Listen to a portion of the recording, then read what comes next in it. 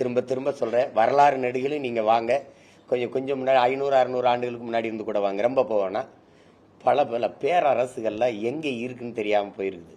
முகலாய சாம்ராஜ்யம், பிரிட்டிஷ் சாம்ராஜ்யம் உங்களுக்கு தெரியும், எங்களுடைய சேர சோழ பாண்டிய சாம்ராஜ்யம், விஜயநகர பேரரசு, மராட்டிய தெரியும், மராட்டிய மன்னர்களுடைய சரபோஜி மன்னர்களுடைய ஆட்சி, இதெல்லாம் எங்கே இருக்குது? இப்படிதானே பல ஆண்டுகளாக காங்கிரஸ் மிதப்பிலே தெரிஞ்சு விடுதலை பெற்றது இந்த தொடர்ச்சியாக பல ஆண்டுகளாக அதுதான் அதிகாரத்தில் இருந்துச்சு. இன்னைக்கு பல்வேறு மாநிலங்களில் துணை இணை கட்சியாக தொங்கிக்கிட்டு இருக்கு.